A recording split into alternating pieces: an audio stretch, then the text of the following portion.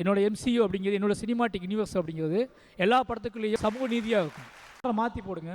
Karnan first படமாக பாருங்க, பெரியவங்கள செகண்ட் படமாக பாருங்க, மாமன்னனை தேர்ட் படமாக பாருங்க, வாழையை அடுத்து வந்துச்சுன்னா வாழையை ஃபஸ்ட் படமாக பாருங்க. மறுபடி ஊரே நிற்காத பஸ்ஸே நிற்காத ஊர்லேருந்து கிளம்பி போன ஒருத்தன், பஸ்ஸை நிப்பாட்டின ஒருத்தன், அதனால் கிளம்பி போன ஒருத்தன் படிக்க லா காலேஜ் படிக்க போகிறான், அதனால் ஒருத்தனுக்கு அரசியல் கற்றுக்கிறான், அவனை மாமன்னா மாறுறான்.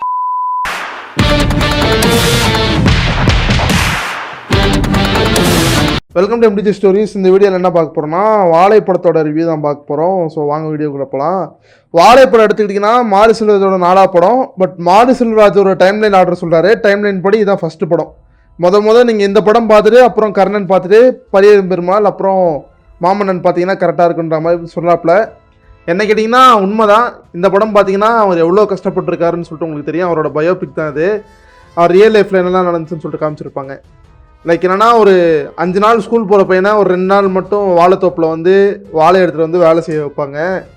அவன் அந்த விஷயமே பிடிக்காது. அவன் படிக்கணும், அடுத்த இது பண்ணணும்னு சொல்லிட்டு அவனோட எண்ணமில் கரெக்டாக இருப்பான், குறிக்கோள் கரெக்டாக இருப்பான். ரெண்டாவது அவன் ஒரு ரஜினி ஃபேனாக இருப்பான். ஓகேங்களா? ஸோ அது மாதிரி காட்டியிருப்பாங்க. அவரை பிடிச்சி இந்த மாதிரி வாழைத்தோப்பில் வேலை செய்ய வச்சு ஒரு சைல்டு லேபர்லாம் அந்த டைமில் இருந்திருக்கு, ஒரு 90s டைமில் இருக்குன்னு சொல்லிட்டு சூப்பராக காமிச்சிருப்பாப்புல மாதிரி சொல்லிடுவாச்சு. சிவனேந்திரனா நடித்த அந்த பையன், அவனுக்கு ஃப்ரெண்டாக நடித்த கமல் ஃபேனாக ஒரு பையன் நடிச்சிருப்பான். அந்த பையன் சூப்பராக 2 பேரும் சண்டை போடுவாங்க, ரஜினி கமல் ஃபைட்டு. அது சூப்பராக இருக்கும். அப்புறம் அந்த டீச்சர் மேலே ஒரு க்ரஷ் இருக்கும் தம்பிக்கு, அந்த சீனும் சூப்பராக ரைட் பண்ணியிருப்பார் மாதிரி சொல்கிறது. அந்த டீச்சர் எப்படி இவனுக்காக ரியாக்ட் பண்ணுறாங்க, இந்த கட்சி படுத்தி வச்சுப்பான், அந்த சீன்லாம் சூப்பராக இருக்கும். அப்புறம் கலையரசன் ஒரு கேரக்டர் பண்ணியிருப்பார், அவர் கேரக்டர் நல்லாயிருக்கும். அதை தவிர்த்து திவ்யா துரைசாமி ஒரு கேரக்டர் இவங்க அக்காவாக நடிச்சிருப்பாங்க. சிவனேந்தன் பையனுக்கு அந்த கேரக்டரும் நல்லாயிருக்கும், அவங்க அம்மா கேரக்டரும் நல்லாயிருக்கும். இன்டர்வலில் ஒரு சின்ன ஒரு இது மாதிரி காட்டுவாங்க.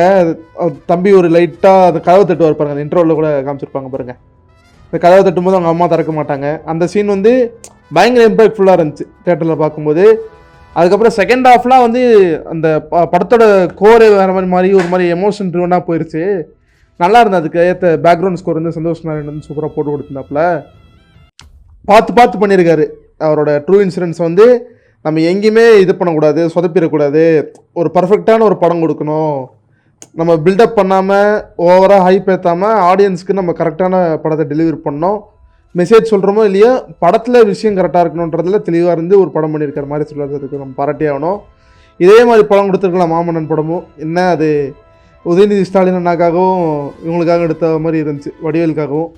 மிச்சபடி அந்த படத்தில் சொல்லலாம் ஒன்றும் இல்லை. மாமன்னன் படத்துலலாம் இந்த படத்தில் பார்த்திங்கன்னா பேச ஆரம்பித்தா நிறைய விஷயம் பேசலாம். பேசினா ஒரு பெரிய ஸ்பாய்லராக போய் முடிஞ்சிடும்னு வச்சுக்கோங்களேன்.